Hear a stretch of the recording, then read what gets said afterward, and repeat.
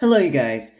So, the reason why I am now making a video about Catherine's daughter, Claude, instead of earlier, ever since August 30th, when I made those last two videos of the Serpent Queen, is because I just thought about it today as of September 18th, 2024, and I decided to make a video about Claude, and on this day I decided to make a video of Claude. As of September 18th, 2024, I decided to make a video about Claude, and not only just about that, but also, I'm going to tell you why they should have had her in season 2, because I'm going to tell you the story of what Claude actually did, of what actually happened. So, let's get started on some things before I get to the story. That Claude was actually a direct ancestor to Marie Antoinette. If some of you guys did not know, I know most of you guys did know. Also, I'm not going to go to the books. Like, I never read books about Claude of Valois. Never went to research about her. Never on YouTube or anywhere other website other than the Wikipedia about Claude of Valois. It's just the Wikipedia that I read about Claude of Valois. So please, you're gonna have to listen to me talking about the things about her from the Wikipedia because that's the only thing I can do, the best thing I can do. So, anyways, but I do know that anything in this Wikipedia that's not directly mentioned, I know is what actually happened, if you get what I'm saying. So, anyways, I'm gonna not only talk about Claude, but other irrelevant things that have something to do with Claude, the reason why I want to get to the irrelevant things, it's because that, well, you'll see why. It's a good reason. Just wait, okay? But, there is something, just one more thing I want to get to before I get to her story, that, why? Why leave her out on the Serpent Queen Season 2? You should have showed her. She should have had an appearance.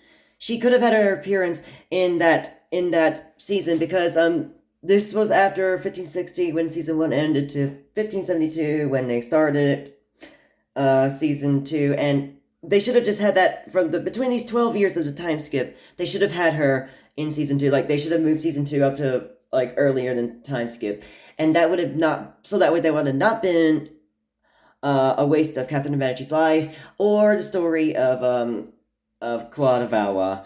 They should have showed her, in at least in season 1. I don't know if they did, but there were 2 girls in season 1. That were with Mary Queen of Scots, Frances, all the other kids of Catherine de Medici, and I don't know if any of them was Margaret and Elizabeth. I don't know if it was just Margaret and Elizabeth or Claude and Elizabeth, but but she should be there. But there was, Catherine had a relationship with her in this time skip. She had a relationship with her husband that she was friends with her husband. She was there during the baptisms, the 9 baptisms of her children. Well, the 6 of them that she had seen before season 2 had started. That they should have showed her. And she actually should have been in season 2 in 1572, because she was at the wedding and she was at the massacre.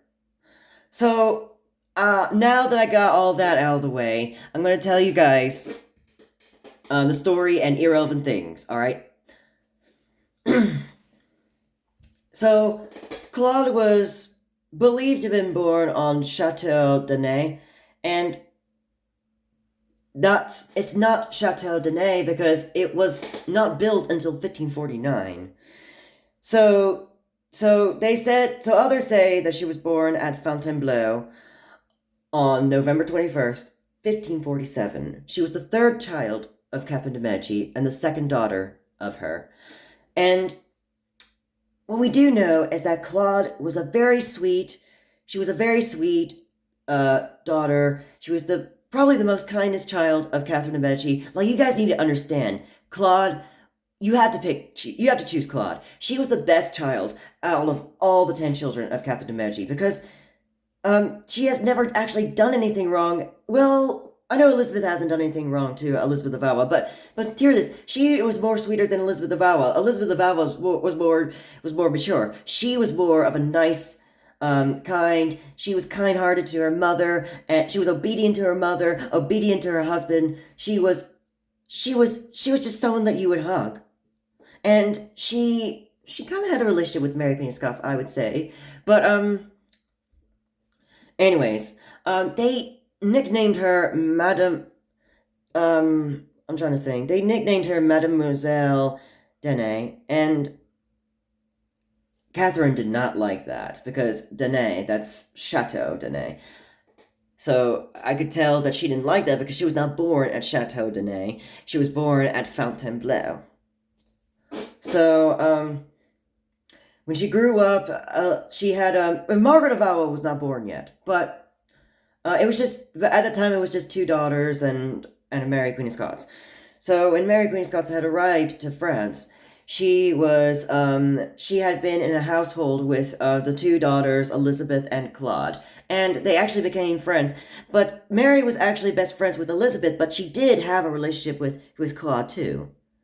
And all three of these women were supervised by Jean Dumier and Francois Dumier by the orders of Diane de Poitiers, Catherine's cousin. So she had so far had. I want to tell you guys, she had a sad life. Claude's life was actually sad to think. If you want to think about it, it was more sad than you could ever imagine. Because she had a club foot, meaning that she had like bent like this.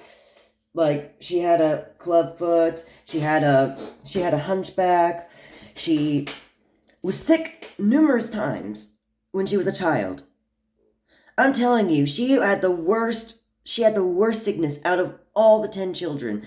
And it was because of what Catherine gave to them, and how they were living, and what they were eating at the royal palace. And it was not Catherine's fault. She had to eat them too. But all of this except for Margaret, somehow, that she didn't get affected by any of this. And I just think that Margaret of Valois is just the luckiest child, because she gets away with not only the sickness, but outlives all of them. Outlives all of her siblings. And I'm not saying that as like a ha-ha, she outlived all of her siblings, and ha-ha, that's good for her, she won. I'm not saying all of that. It's just that I'm just saying it normally, and I'm not saying it as a bad thing. So, anyways, getting back to Claude, that she was married at literally 11 years old, and I know that's not surprisable, because that's usually an age where that's usually at a young age women and men would get married. But she was not only young, not only very young, but also her husband, Charles III, Duke of Lorraine, who was 15 when he married her. He also had a bad childhood. After he was born on February 18th, 1543, his father died when he was 2, and that's when he became Duke. And then when he was Duke, he was like in hostage during this, he was held hostage at Lorraine, when Lorraine and France were arguing at each other. They were not friends at that time. So what he had to do was, he had to make peace with France by signing, let me think, he had to sign a treaty of Chateau Cambrésis. The Treaty of Chateau Cambrésis. And that treaty was just so that they could have a union between Lorraine and uh I think Lorraine and France, the treaty with Lorraine and France. Sorry, the reason why I'm looking this way because I'm not there, and that way all around is not because I'm. There is no script actually. There's no script. It's just because I'm thinking. This is just where I'm comfortable looking this way, thinking, or this way. So, anyways, getting back to what I was talking about. Um, let's see. Oh yes, Lorraine. All right. Now, if you want to know about Lorraine, before I get to the rest of the story and all the other irrelevant things, Lorraine was a region in France that was used to be ruled by dukes and duchesses, and that was where Claude and Charles III, Duke of Lorraine, were ruling, and that's where they had all their 9 children. And she had her own family. Claude had her own family after she had a sad, sick life, sick beginning of her life.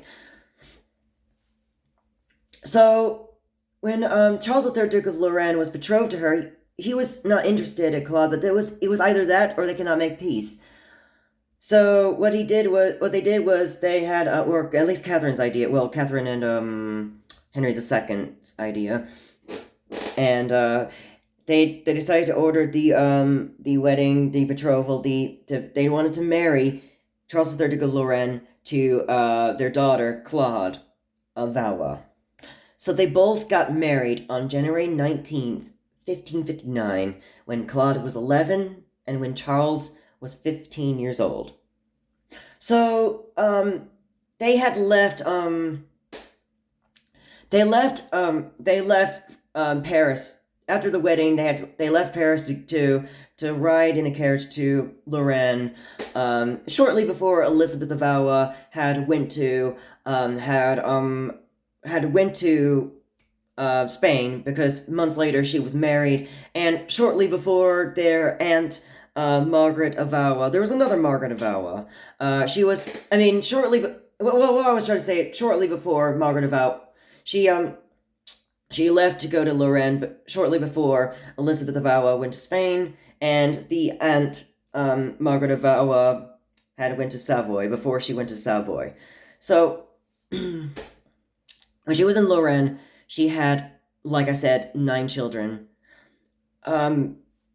But I want to tell you guys, even the children, it was even sad about kind of half the children. And it was kind of a failure for Claude of Valois. It was a failure for all of Catherine's children, including Catherine. And I feel for the children, especially Catherine, when she was rejected by her husband, Henry II, when he was hanging out with Diane de Poitiers. So, getting back to Claude, every time when she has a child, Catherine would go to Bar-le-Duc, where Charles III, Duke of Lorraine, and Claude of Valois would have their child baptized, and Catherine would watch her grandchildren get baptized. So, I want to tell you guys that Catherine loved Claude. You need to understand that. This is something that the show had left out that they should have kept in season 2.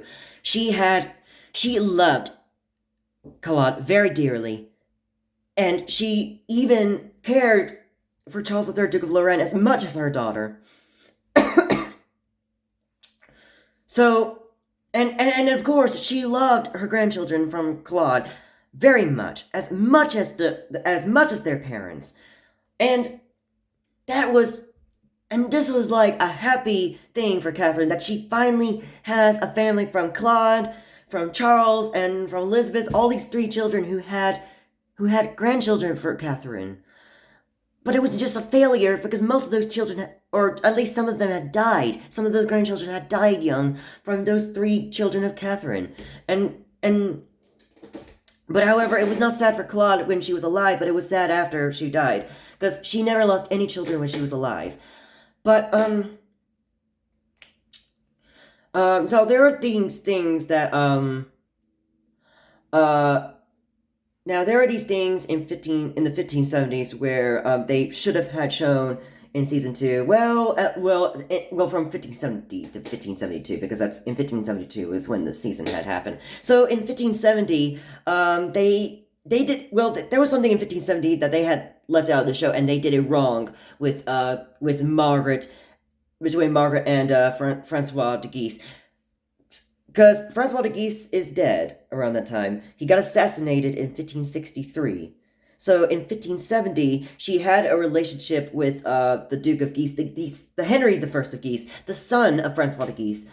He was the Guise who she had a relationship with. And when Margaret's sibling Henry and their mother Catherine found out about this, Catherine and her brother Charles IX had came into the bedroom. Oh no.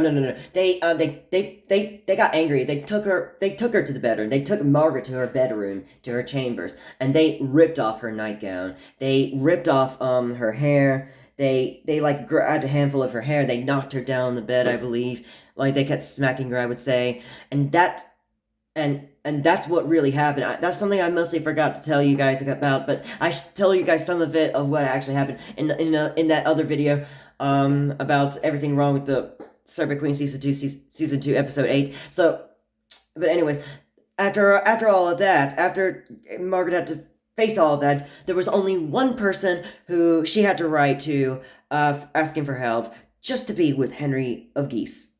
And that was her sister Claude. She wrote to Claude, and at first Claude listened to Margaret. Because she believed that the betrothal between her and this other Henry of Navarre, was not something that she, or possibly, that she and possibly Henry of Navarre wanted.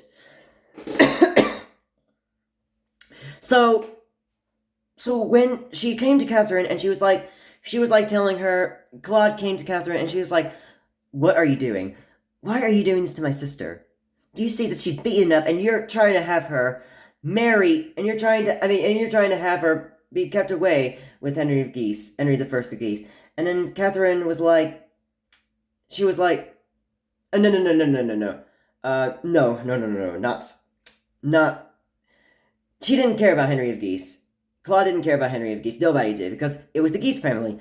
The Guise family was a major threat to the Valois family. Of course they hated them. So Claude was not on Margaret's side over Henry I of Guise, but she was on her side by Margaret herself. Like, if you get what I'm saying. So here's what I'm trying to say. This is what I'm actually trying to say, instead of making a mistake that she cared for the Duke of Guise. She was saying to Catherine something like this: "Mom," or "Mother, what are you doing? What have you and Charles had done to Margaret? You're treating her like this, and I know that it's the Guise family, but you just cannot have her with it like this, okay? And especially, you cannot have her marry the other Henry of Navarre. Because I believe there was nothing there, and this is what she actually said, something like this. I've read it on the Wikipedia, that she said this was nothing more than a lie, that she is to be betrothed to Henry of Navarre to discredit her, or to discredit her, whatever how you say that word, to make Margaret feel unhappy, something like that. She knew that. She knew that it's just something just for Margaret to not like. Just for Margaret to hate it. She think that it was a trick, just to trick Margaret. But Catherine was saying, "No, daughter, that's not what I'm doing. It is just for friends."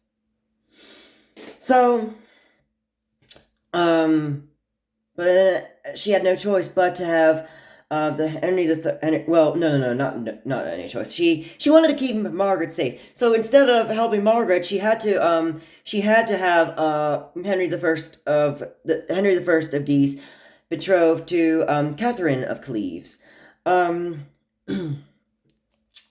So after that, she continued to go back to Navarre and have her life, just continuing, try to have more children, ruling there at Lorraine, until 1572, when she came there. She was on her way to Paris for the betrothal, for the wedding between Margaret and Henry of Navarre. But when she was on her way there, something sad happened. She was sick. And Catherine had to take care of her. But luckily, the sadness didn't last long. She was lucky to recover and be at the wedding where Margaret was married to Henry of Navarre. But then, after that, we then have before the massacre and during the massacre, when Claude, her husband, Margaret, and Margaret's own husband, and everyone else had to be kept safe during this before, during, and after massacre thing, or no, before and during massacre thing. I don't know why about after, but before and during massacre, that I'm going to tell you guys right here of what Margaret actually did, like what they had left out of. I'm going to tell you what Margaret actually did during the massacre. Okay, so like I said, or I don't know if I said this before, but she was not at the chambers with her husband during the massacre. She was not, or before that. Well, she was before that, of course, because she had to have sex, like forced to have sex, like having their honeymoon, or no, well, not really honeymoon. Conceive, yeah. But it was not during the massacre. Okay, so she was not in her husband's chambers during the massacre. She was actually before the massacre. Well, I'm going to tell you where she was during the massacre. But before the massacre, she was in. Claude were in Margaret's chamber, or no, were in their mother's chamber, and now Claude knew, she was thinking that something was going to happen to her sister, and she cried. She begged her sister not to go out because her sister wanted to go out, and she's like, no, I'm going out there myself. Okay, I need to go and save those Huguenots. I need to be with my husband. I need to keep these Huguenots safe. Like, that's what she's trying to do. Margaret was siding with the Huguenots. That, I don't know why they don't call them Huguenots. Well, of course Protestants were Huguenots, but they didn't call them Huguenots in the last season of the Serpent Queen. So, but that was what Margaret was trying to do in real life. And while Claude was begging her sister not to go out there, this was when Catherine came and she said, "What is going on here?" And Claude saying, she's going out there, and I think something bad is going to happen to her because she is a target. And she is a target to the Huguenots, or she is the target to Catherine and France, and that's what she thinks. That's what Claude thinks. It's not the Huguenots because she's allies with the Huguenots. But then Catherine was saying something like this: Margaret can go as God wished to, something like that. And then this was all leaving Claude into tears. And then Margaret had wrote about this. She wrote about what happened during the massacre, when she was crying that her younger sister was leaving, and had to suffer from this. But thankfully she was fine. But when the massacre was going on, she was at Margaret had to be taken after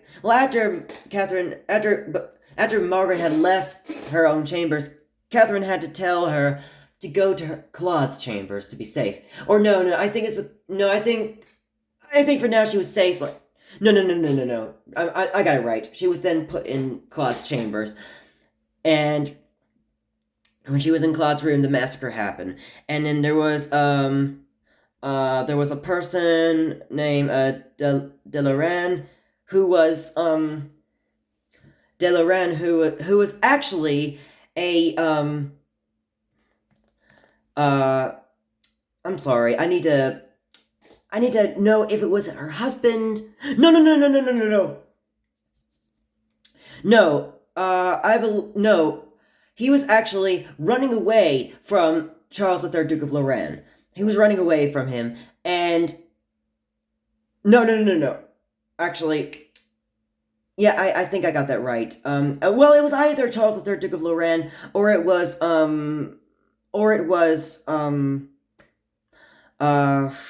Henry of Navarre. But he was panicking. He needed to be kept safe by Margaret. She was like, I need your help, okay? can I needed to take you to, I need to take you to somewhere, to your husband's chambers, or, like, I need to keep you safe somewhere. And that's what he did. He tried to keep her safe. He tried to get her out of, I mean, what he tried to do to keep her safe, I mean, to keep himself safe, was he wanted Margaret's help by getting her out of Claude's chambers, and then they were running away, and then Claude had harbored Huguenots in rooms. She kept them in rooms during the massacre of what actually happened. This is what I'm talking about. This is what all happened. This is what they had left out in the Serpent Queen season 2. And so, I don't know what happened to Delamar, Delaran, but, what I do know is but I do know that after the massacre, we had, Claude was then offered, with ransoms of, Guyenne, by Charles IX. He was giving her money. And, but then Claude gave her some of those ransoms to, what was that woman's name? To Jeanne de Dampierre. That was that woman's name. And she had some of the ransoms, and I don't know why Claude gave her some of the ransoms, because Claude was rich. She deserved all that money. She'd been sad. She was princess. She needed to get what she wanted. Like, she was a Valois princess. She was the daughter of Catherine de Medici. You get what I'm saying? Yeah, like, Anyway.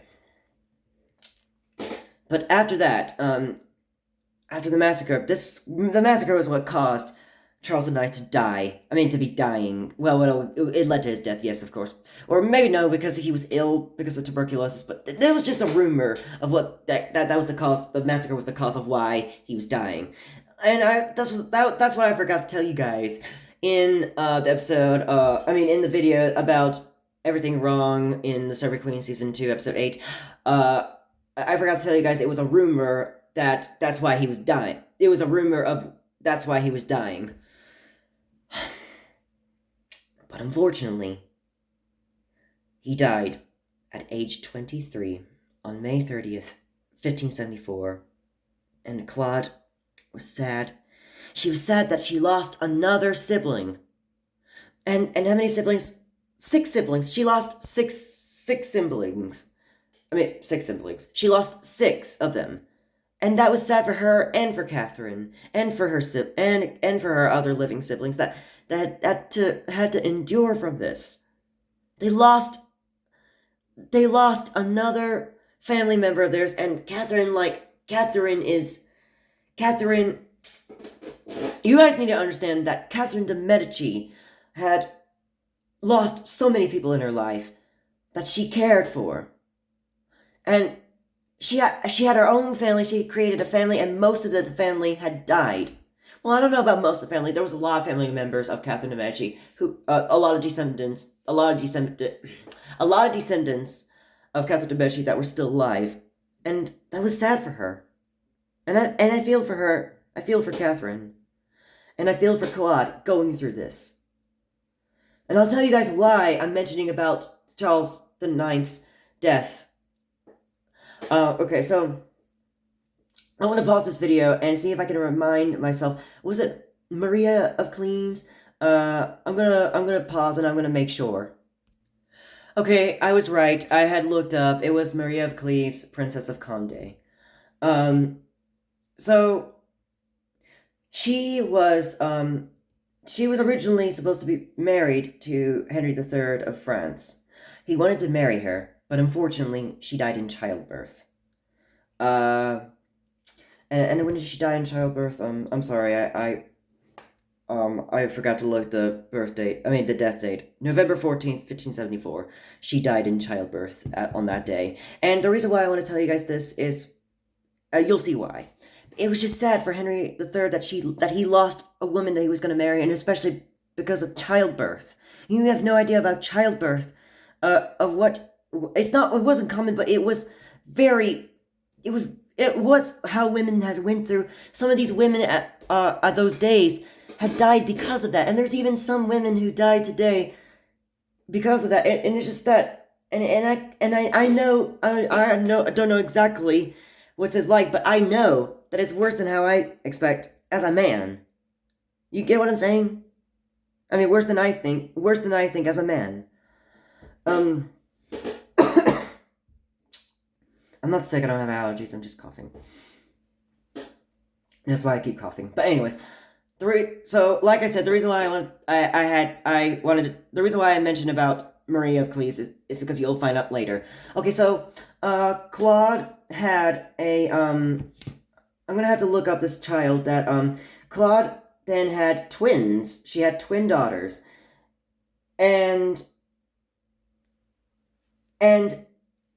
But at first there was only one baby that came out, and it was very hard for her to understand, like hard for her to know, like hard for her to tell that if she was still pregnant, if she had another child, if she had a twin, because at that time they didn't have computers. At that time they only they didn't have where you can look at what's inside the baby, if it's a guy or if it's a woman inside the stomach. But that's just how it was back then. They just tried to find out if they could tell that by what it looks like, the shape of the stomach. Well, no, sorry, don't mean to say that. Not the shape of the stomach, but what if the baby's hand is moving? Like if it's a hand moving and like pushing the stomach, it's a girl. Like that's what they were thinking back then. So about Claude, like her children, she had given. Okay, I'm looking right here. So she gave birth to Elizabeth of Lorraine, Elizabeth of Lorraine, on the 9th of October, 1574. So she had given birth to her, and after that, she had no idea that she was pregnant again. She had no idea she had a twin. So this was during around when Henry III was betrothed to Louise of Lorraine, and I think Claude probably arranged that, or maybe Charles III, Duke of Lorraine, because they I think she was a sister of, I think Louise of Lorraine was a sister to Charles III, Duke of Lorraine. I have no idea, but she was betrothed to Henry III of France.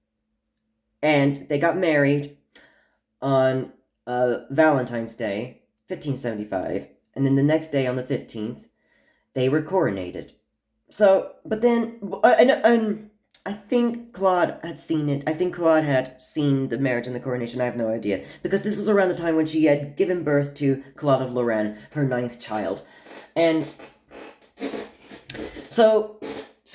but this is a true story I'm about to tell you guys. This is what actually happened. It's a sad story.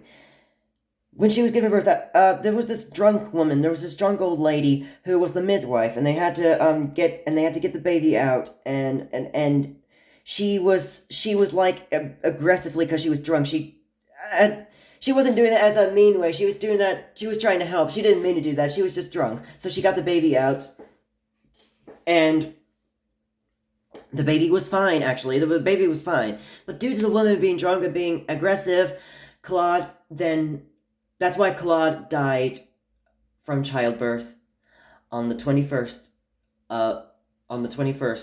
of February, 1575, at age 27. She died in childbirth because of that. And that just ended on a downer for Claude. And now Catherine lost another child. She lost another child. And not only that, so the reason why, hold on, I want to say this, before I get to what I want to say, the reason why about Charles IX and Maria of Cleves, I want to get to, I made a mistake. She was born on November 12th, 1547, not 21st. The reason why I wanted to bring up Charles IX's death, and the reason why I want to bring up Charles IX's death, I brought up Charles IX's death and Maria of Cleves' death, and something about Charles IX and Maria of Cleves, it's because that Charles IX died. Like, Catherine just lost her son, Charles IX, and then she lost another child, Claude of Valois, 9 months later. And then Catherine, and as for Maria of Cleves, I wanted to bring her up because she died died in childbirth 3 months before Claude did, and Henry III of France had to deal with had to be sad over two women. He lost two women who died in childbirth 3 months apart. Just all these three people died in 1 year. And that's sad. It's really sad. And the Duke of Lorraine was so sad. He cared for her so much, and even though in the first place he didn't like her, he thought he was sweet. And when I see there was somebody who wrote this Brantôme, there's a man named Brantôme. It said that Brantôme gave the following description of her. It says, "In her beauty she resembled her mother. In her knowledge and kindness she resembled her aunt. And the people of Lorraine found her ever kind as long as she lived, as I myself have seen when I went to that country. And after her death they found much to say of her. In fact, by her death that land was filled with regrets. And M. de Lorraine, who was Charles III, Duke of Lorraine, mourned her so much that, though he was young when widowed of her, he would not marry again, saying he could never find her like. Though, could he do so? He would remarry, not being disinclined." And then they left, and then there was 3 dots, they left out something here, and then it says, "In short, she was a true daughter of France, having good mind and ability, which she proved by seconding wisely and oblige her husband M. de Lorraine in the government of his seigneuries and principalities." I mean, and that was it there. That was it. That's all it was written. That's all that's typed in on the Wikipedia. And this is right. This is right. She was, I gotta read it again. She was a true daughter of France because she knew how she should behave. She listened to Catherine. She was very obedient. She was kind, sweet. She was kind for her sister. She didn't want her sister to go out for danger. She knew it was going to happen. Even though it didn't happen to Margaret, she knew that that's what was going to happen, because we've seen a man earlier that was talking about the story, de Lorraine, who tried to save her, who tried to get help from her, get help from Margaret because he was about to die. And okay, so here's what it says here on the Wikipedia. It says Claude died in childbirth in 1575 at the age of 27.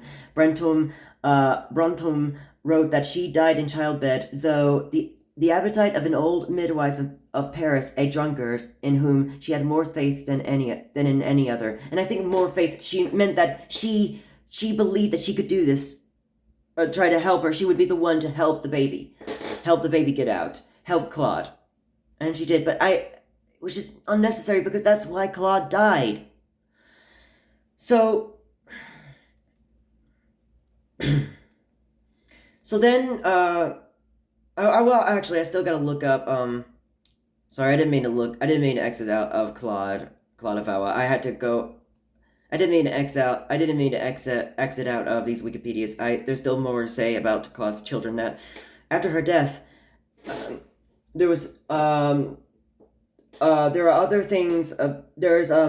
This is not the last time we get to hear about Charles III, Duke of Lorraine. I think there was something else that they had left out. Oh, no, not left out. There was something else in the Wikipedia that I never read about.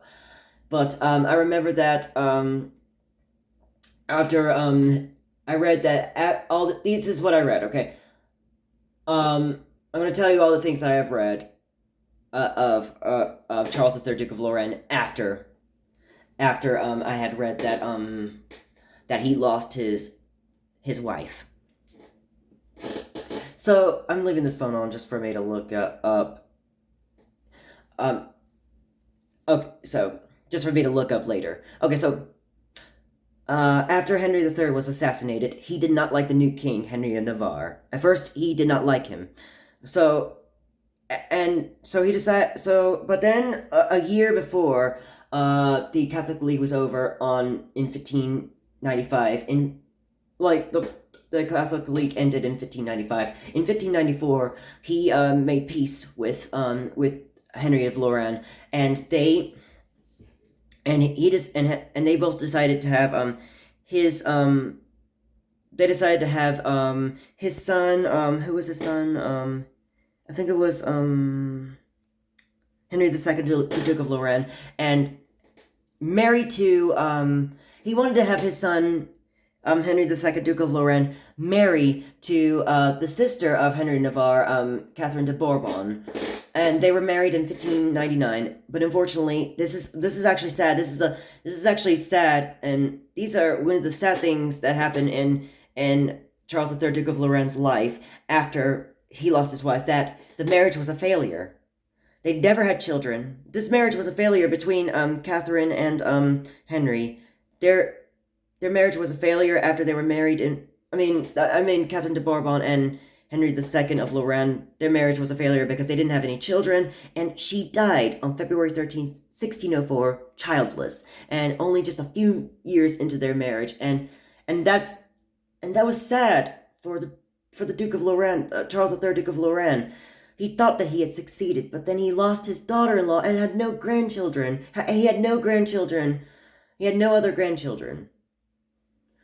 And he didn't have grandchildren from his son by Catherine de Bourbon, but he did by Henry II after at least before or after Charles III, Duke of Lorraine's death. But after Catherine de Bourbon, he lost another. Actually, I forgot to tell you. Speaking of, I was about to say about he lost his son. He lost a cardinal, his son. He lost Charles of Lorraine, his son. But before I get to that, he lost two of his children. I'm trying to look up. He lost Anne of Lorraine and Claude of Lorraine in 1576, and I think it was because of a plague of France. Me and Grayson had looked up it and see if there was like a plague, and we thought that might have been the reason why those two children died, and that was sad for the Duke of Lorraine because he lost two children, and then during the last months of his life he lost Charles of Lorraine, and Charles of Lorraine died on November 24th, 1607, and that was sad, and that was really sad because he just made it to almost the end of his life. Charles III, because Charles III made it to almost the end of his life, and he lost another son. He lost another child. Well, that was his only son that he lost. But you get what I'm saying. What I'm trying to say is that Charles III, Duke of Lorraine, almost made it to the end of his life, and he lost another child months before his death, and then Charles III, Duke of Lorraine, died on May 14th, 1608. And it is sad because, it's sad. His death is, I call it a tragic death. I call it a sad death of the Duke of Lorraine, even when we don't hear about even when it was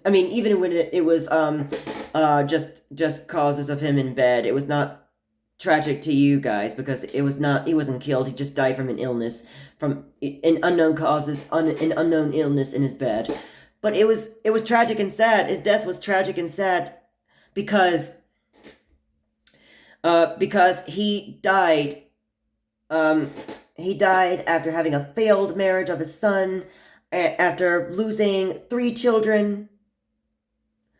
And but there was one sad thing that happened after his death, and that was his daughter. He had a daughter. Where is it? Okay, Antonia of Lorraine. She died between August 23rd, 1610. No. She died on August 23rd, 1610. At age 42 or 43 because she was born between April 23rd, 1567, or August 26th, 1568. So she was either 42 or 43, and that's young for her. She was kind of young when she died. She died 2 years after her father did, and that was a failure for her father, Charles III, Duke of Lorraine, because he lost because his child, well, he didn't lose it because he was not alive, but it was sad. The death of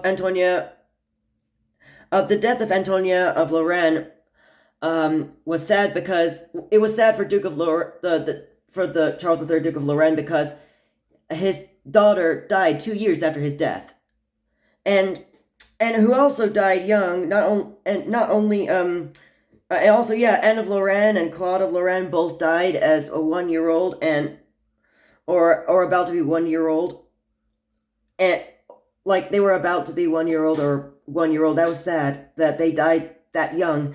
And also, Charles of Lorraine was he was 40. That's kind of young too. So the only thing, so he only had 5 children. He really only had 5 children that succeeded because because they had longer lives. So it's just sad that not all of the children of Claude and Charles had succeeded. And this is why I think that, well, before I tell you guys that Catherine de Medici had 6 children that married, except for that one surviving child, Hercule. He was never married. Out of all the 6 marriages, I think Claude and Charles III, Duke of Lorraine, was the saddest marriage out of all of the 6 marriages of the children of Catherine de Medici. Yeah, that's all I have to say about all the sad stuff. That's just really, like, you guys get what I'm saying, that this is what I'm talking about, that this is what they did not talk about in the Serpent Queen season 2. And I don't know if it's no, I don't know what I'm gonna say. I'm sorry. I'm going through too much now in this video. It's just too sad. That's why I'm just going around, because it's too sad. So, but that's it for this video. I gotta go. This is just not good for me at all. This is just, no. I'm not ending this video because I'm sad. No, I'm not ending this video because it's sad. I'm just ending this because that's it. Okay, I'm not saying that to be mean. I'm just saying that's it. And I'm not changing my emotions right now to be mean. I'm just changing my emotions because that is it for this video. Okay, so I don't know why I was still sad when I was trying to end the video. I don't know why, because I was sad. I don't know. I mean, I don't know why I said it. It's because I was sad. I don't know why I said that. That was an accident. So, but the truth is, the only thing that I was being sad about was about Claude and about Charles III, Duke of Lorraine. And yeah, so that is it for this video. And sorry for this 47-minute long video, but that's how long it took me for this process. So, that is it. And all I can say is bye.